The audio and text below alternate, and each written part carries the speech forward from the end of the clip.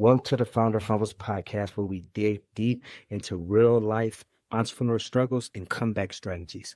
I'm your host, Dahmari Taplin, and we have Yael. Yael, how you say it name one more time? Yael Berhane. Berhane. That's right. Yael is this founder and CEO of Kab Libey Stationary, brick and mortar entrepreneur, a greeting card creator and designer, language enthusiast, a former program associate for Access Mode, an event programmer and resource specialist, and now she's an advocate for providing resources and funding to start. Ladies and gentlemen, we have two. Yes, Leah, how's it been going? Where you been? It's been a while since I saw you around and we started up community and stuff. So how's everything going with the business? Yeah, just tell me how's it been going. Yeah, it's been going good. I'm very busy. First of all, thank you for having me on your podcast on Founder Fumbles. It's a pleasure. So thank you for having me. Yeah, I've been good. Just been busy. Kind of took a career pivot a little bit. So I've been in the entrepreneurship space, but in brick-and-mortar, as you mentioned, owning a family business, liquor store. So that's been keeping me on my toes, learning new things every day. But it's going all good. So what about Kab Libey Stationary? Yes. What's going on with that? Is that still going? Because that's your greeting part business, right? Yes. So Kab Libey is still going. We are operating. We had one event already this year. So it's going well. I think right now it's been balancing two businesses at once, but it's going well. Yeah. So as the summertime is coming up and more events are coming up, then we're going to continue to accelerate. So what kind of greeting cards are they specifically? Like you have give us like an example of a visual, like a mental visual or whatever. Just let us know what these greeting cards are. Yes, so Kab Libey Stationary, we provide greeting cards for the African diaspora. So our greeting cards are very cultural specific. The reason why they are cultural specific is there's a lot of times there's not necessarily the verbiage or the language to express, certain feelings or sentiments or holidays in the greeting cards that you might find at Walgreens, CVS, and I started Kab Libey because I recognized that the African diaspora, we needed something to express ourselves to, and I saw it as a great opportunity. African diaspora. Diaspora. Tell me what diaspora means. Good question. So diaspora means anybody who is the offspring of those who left their native home. So in this case, I'm Eritrean. So that's in East Africa. So I was born and raised here in the U.S., but my parents they were born there. So I was I'm a part of the Eritrean diaspora living here in the U.S. So basically, like people living outside of their home. Yes, people living outside their home country, even going back generations. So even like I was telling, like Black Americans, we're all a part of the African diaspora. So okay. Nice. So I was trying to get it in there, but I thought you said you brought me like some cards or something. I tried to warm your happy so you can bring more doing it. Actually, but see what you got. We have our cards here. So I brought you 3 cards that we have with Kab Libey. This is a thank you card. It says, Kab Libey have cards in 7 different languages. So this is in Amharic, which is a language of Ethiopia. It says and it also has our traditional prints on the middle and on the back. So this means thank you. Yes, it means thank you. Okay. Next, we got that one. We have this one says Ajoki. So Ajoki is in Tigrinya, which means don't worry, everything is going to be okay.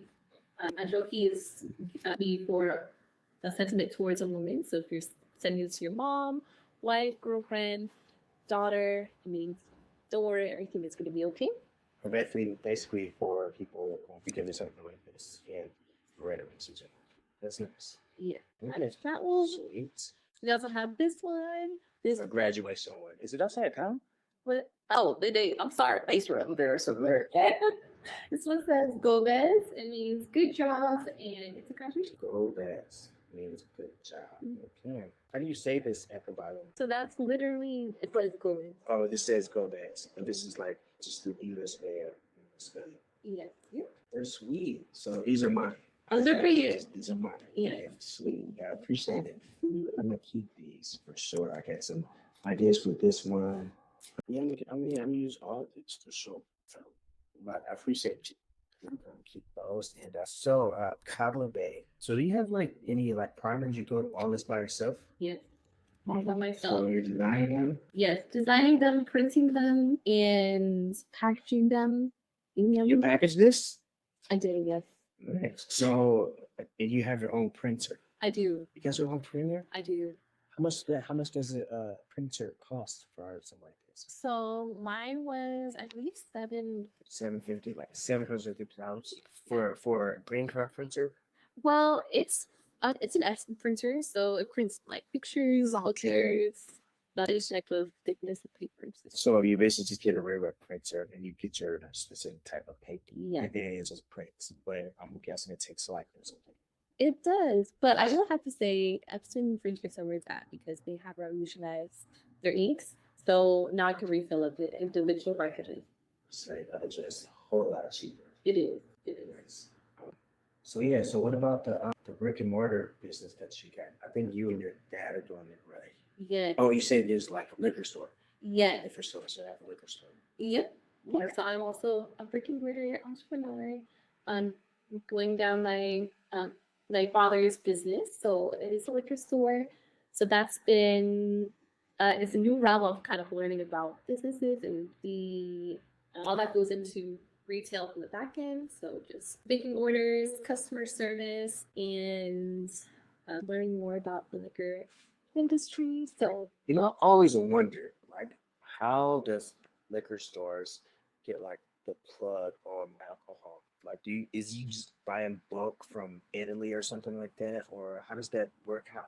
yeah, that's a great question because what sets liquor stores apart from other industries is it's actually very regulated by the state. So the way it works is there's only a few different distributors that we purchase our products from, and we buy wholesale from them, and then and then we sell it to our customers.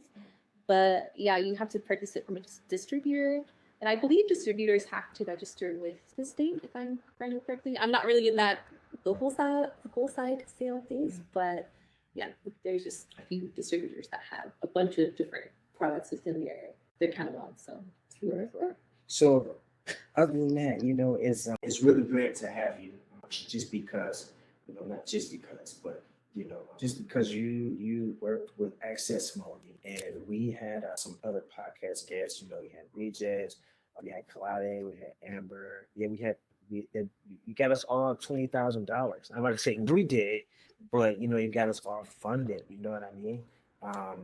You know, I think that was just great. So, what was like something big what's like the main thing that you learned from about entrepreneurship from Access Mode? You know, because you're not working with them, right?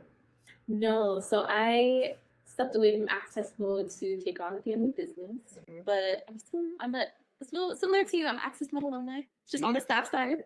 And also your own business, not just the family business. I am my own business. Yeah, That's true. yeah. So you left Access Mode to do your own business and take on your family's business. But what was the biggest thing you learned from Access Mode? 'Cause you met all these other entrepreneurs that y'all taught us a lot, you know. But what was the biggest thing that you learned for yourself in your business and you know, stuff like that? Yes, that's a great question. So Access Mode was a great time of my career, just of my life, honestly. And I learned so much being on the Access Mode team. And shout out to Zanetta and Kevin and the entire Access One team. They are truly visionary and so passionate about what they do. And it makes a huge impact, like on all of us and all the way that we operate our businesses. And I think one thing that I learned most from Access Mode when it comes to business is the power of community and leaning on your network. And with that, I think, you know, with entrepreneurship, I mean, I'm experiencing firsthand too, like with brick and mortar, also with Kab Libey, is it can be very isolating in some ways. Like you're in your own silo, your own business, and just being a part of a community where you are in the trenches with other entrepreneurs that are also building and scaling and failing and learning from those failures and learning from one another, learning about different opportunities and supporting one another, like being on this podcast or being at an event like with Kawade or beta testing with Amber and Kevin or Amber and Regis, and Dahmari, exactly. So all of that, it's all very supportive of getting our vision, getting our venture off the ground and putting each other on and just supporting each other through the ups and downs, because it's really easy to feel discouraged. Right. But talking to mentors like Sanetta and Kevin and people who have gone before and paved the way, it's really encouraging, and I really learned that, like the power of the ecosystem here in Denver and how special it is, honestly. Super, super powerful.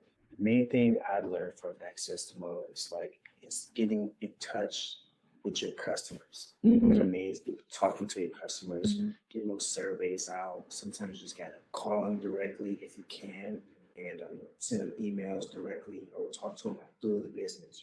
Mm-hmm. You just gotta really get that feedback from your customer, because specifically not the paid customers is the main people you talk to. Not just, I don't want you to talk to all your customers, but the paying customers, those are the main ones you need to talk to, for sure. But yeah, so that's what I learned from Access. That's the main, from Access modes to talk to. I mean, I have to agree with that. And also for me, in addition to that, talking to your customers, creating those surveys, like customer surveys, but then knowing the questions to ask on those surveys. That makes absolutely sense.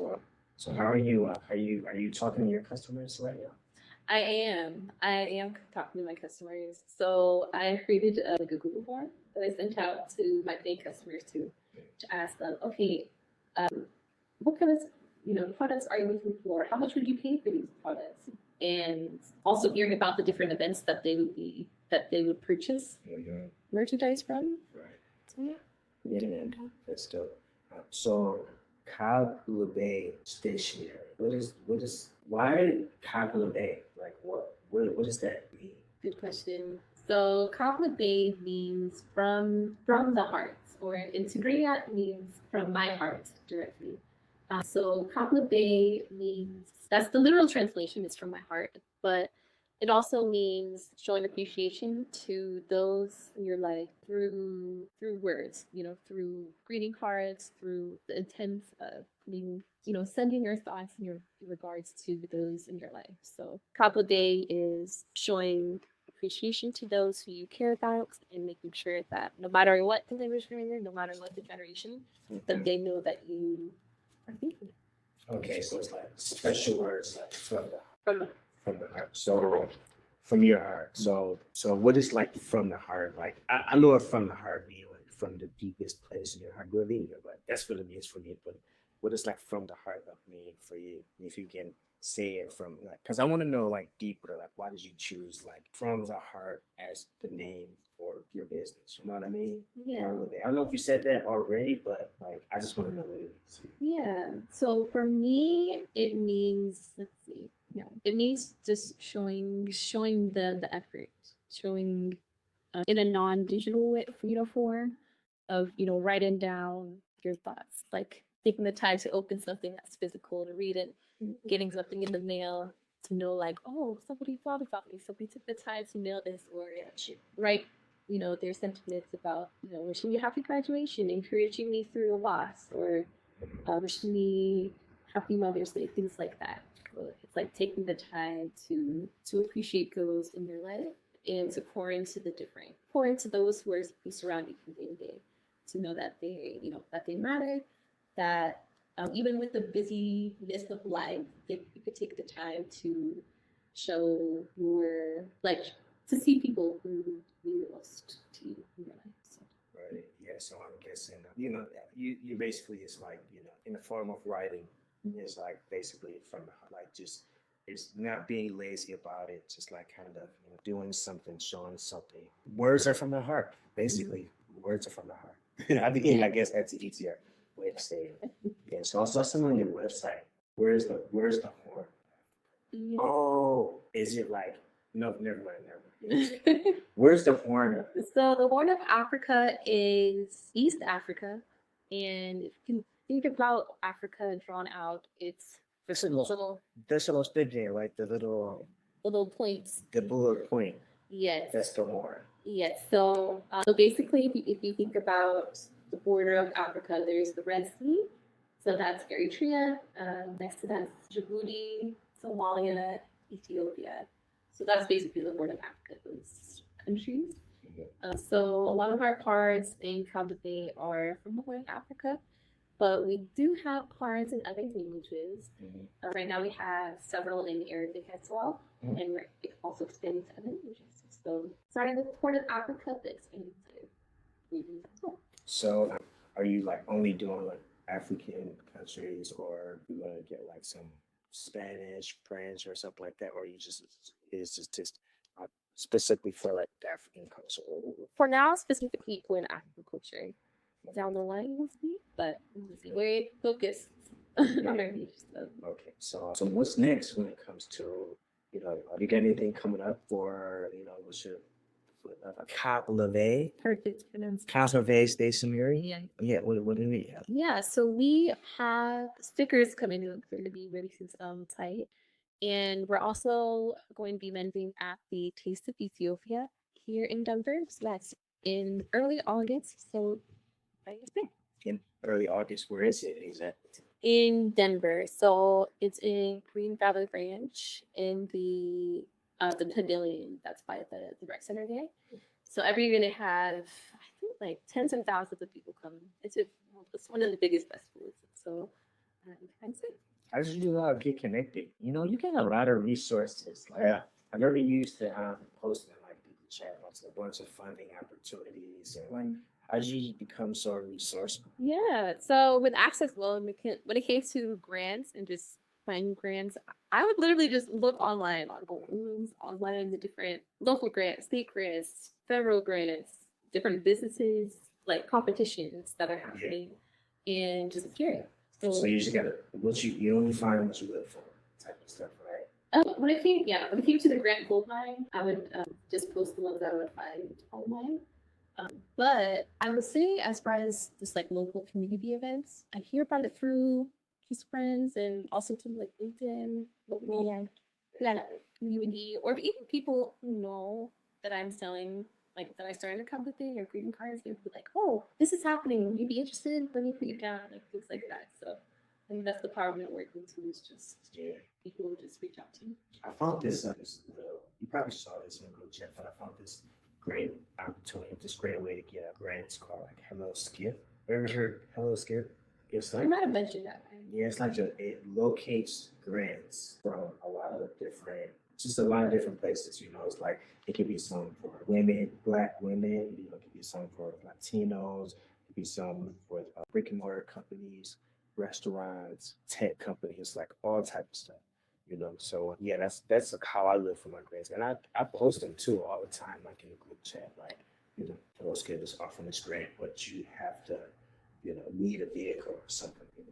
So anyway, what's a great website that you would recommend people to find grants on, if you know any right off the top of your head? Yeah, so I'll give you guys a tip when it comes to looking for grants. I would say go on LinkedIn and just type in grants for, like in your situation, grants for businesses who support finding like a tech founder, or grants for Black-owned businesses, or grants for businesses in Colorado.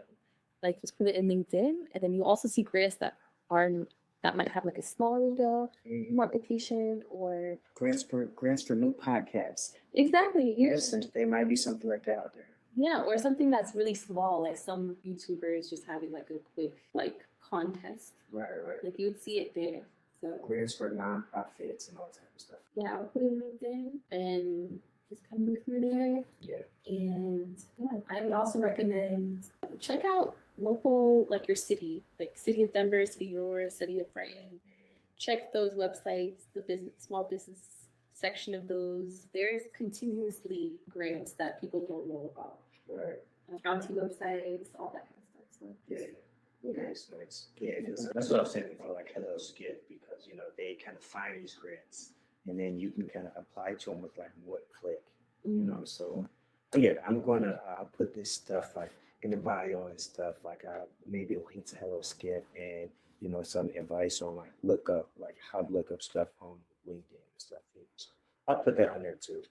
But I do want to ask like about your business and stuff, like the lows, because it's hard out here being an entrepreneur, and I want to know like, have you ever felt like giving up with these cars? Like, have you ever felt like, why am I doing this? Like, am I stop doing it? Have you ever feel like stopping, or have you ever felt like giving up? Oh, yes. There have been times where I felt like I'm giving up or like, okay, I need to put this on the back burner. I need to focus on other things, or there have been those times, especially when life gets really busy or something unexpected happens in life. There's always that question of like, okay, I need to prioritize. But maybe prioritizing would look like instead of putting 20 hours a week towards your business, maybe it would look like 1 hour a week. But there has been times where I'm like, okay, does this make sense? And there's also, I think, those doubts of like, okay, at one point, am I treating this like a hobby or a business?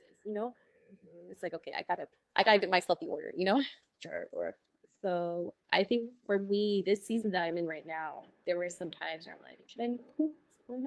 Just been, changes with like taking on the family business and having to prioritize that. That was kind of a low for me. I mean, it was a low as far as Kab Libey goes because I needed to prioritize most of my time with that. And, thank God I still have been putting time towards Kab Libey, not as much as I, had intended to due to like, the circumstances. But I would say I'm in the stage of like baby steps right now. Every step is still process and I acknowledge.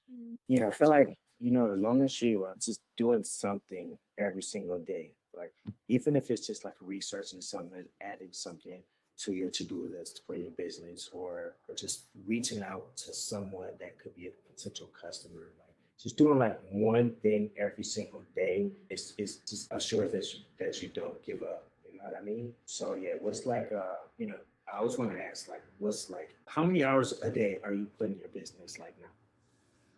I would say I would put it more right now, just with hours per week. I would say it's about 2 hours per week. 2 hours per week? Yes. Dang, that's crazy. Yes. So what's the longest you ever took off, from Kab Libey I would say, so I started back in 2023 as like an official LLC. I was making green cards before that. And You was making green cards. no, not green cards. That was just typing. You said I was making green cards.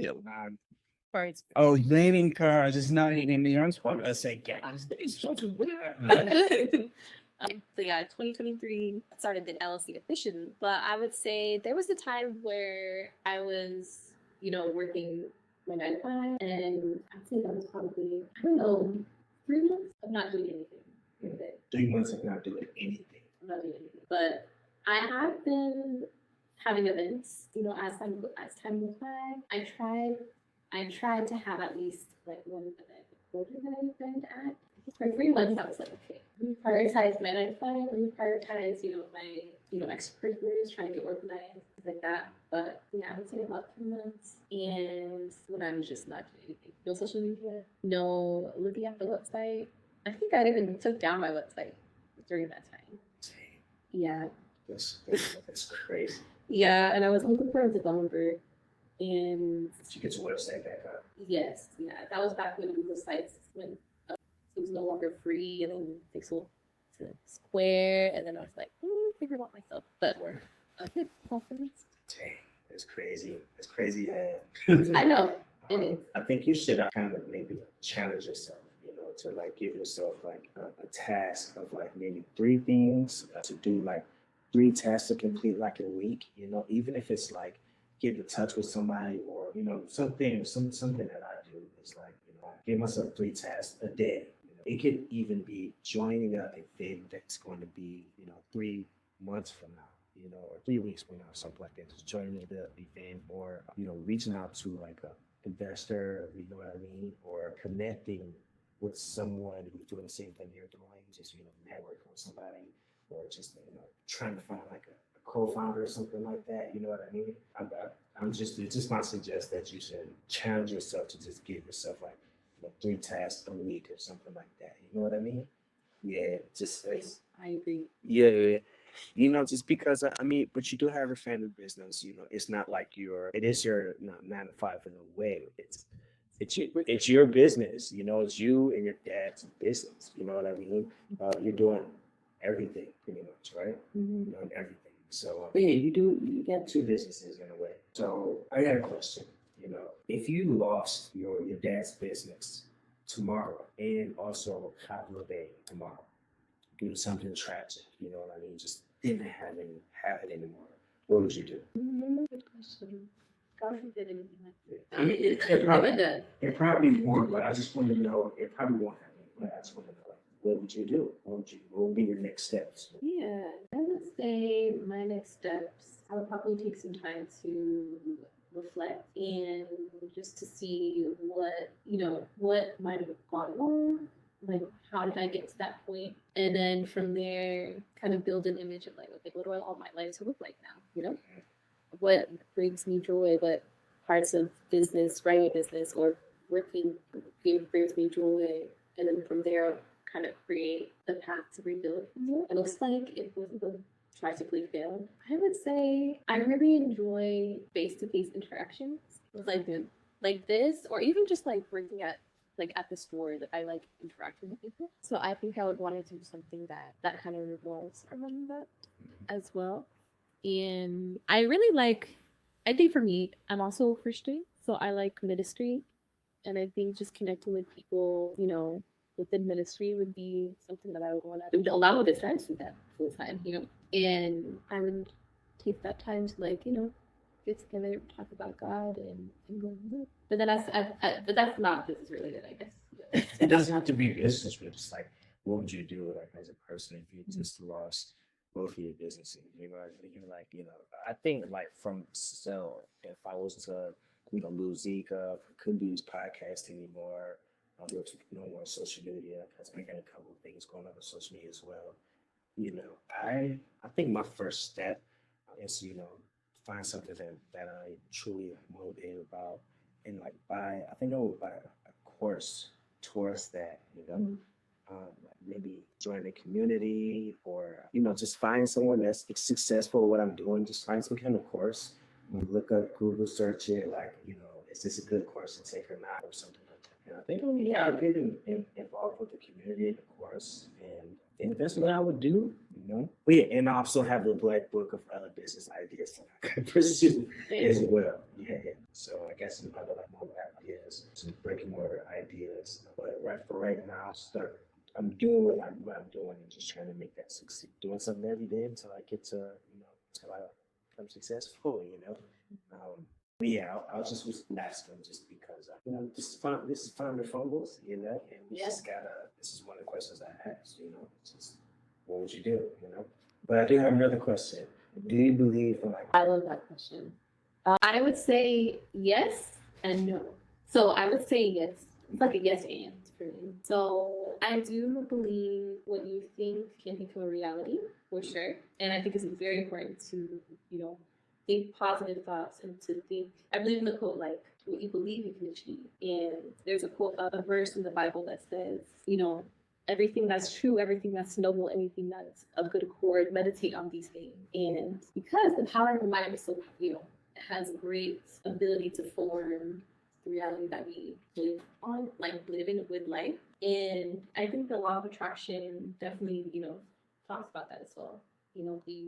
About manifesting your reality. But I think one thing about law of attraction, I think you have to be cognizant about it too, because I think it's easy to be to feel like we are the master of all things that happen in our life. But I think that is true, but to a certain extent, because I do believe that there's other powers that kind of exist in the realm of existence. And as a Christian, I believe there's the powers of good and the powers of evil. The power of God and the power of the enemy, or the glory of Satan.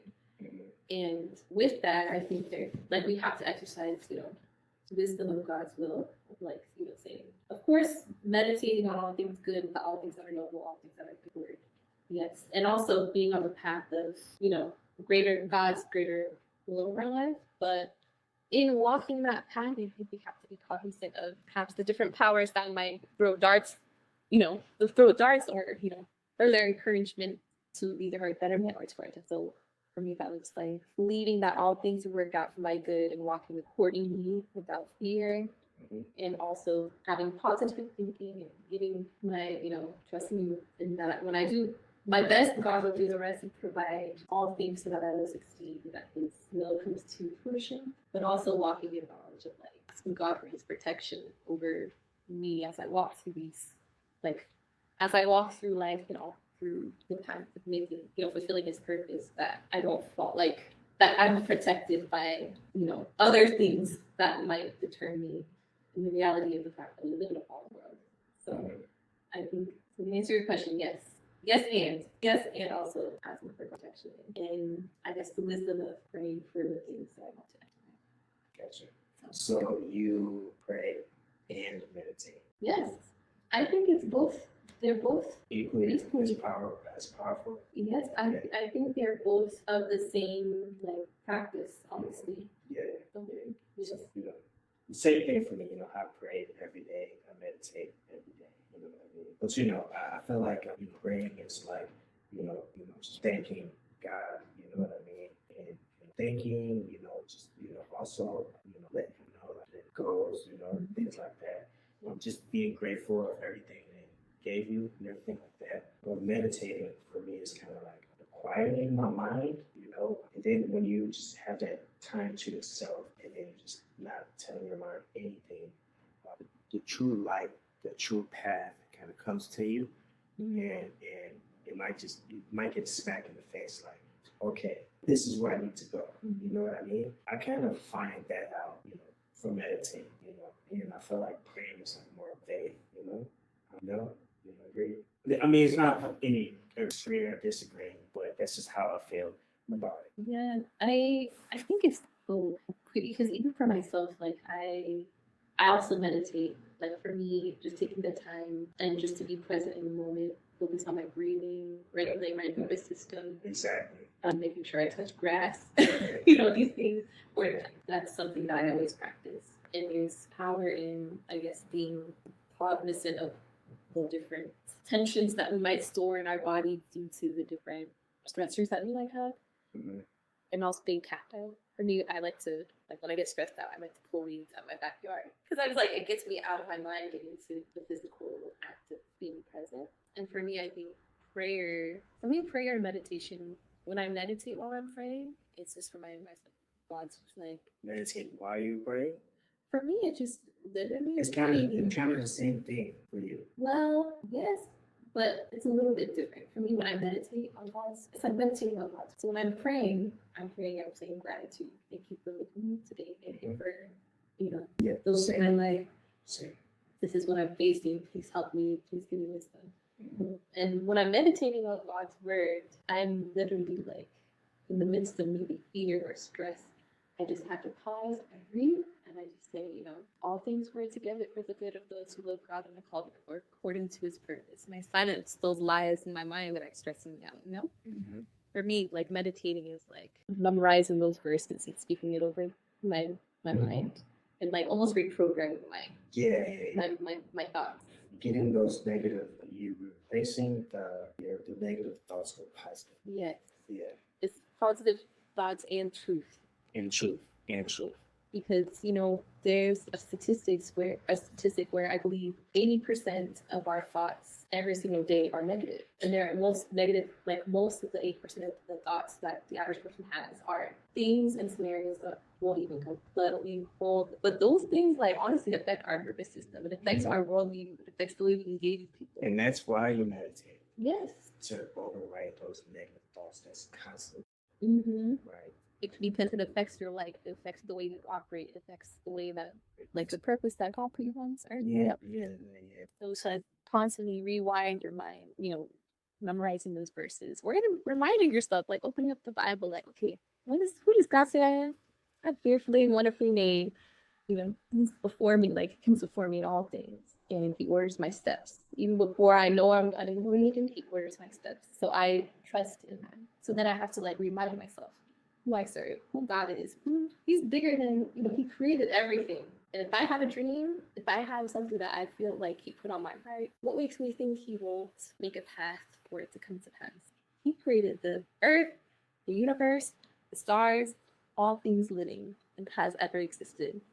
I have to remind myself who he is and that I'm his daughter, So it's just like that constant. It is a meditation. You're just constantly reminding yourself of the truth and providing your space in order to, internalize that too. So. Right. That's a great way to put it. That's a great way.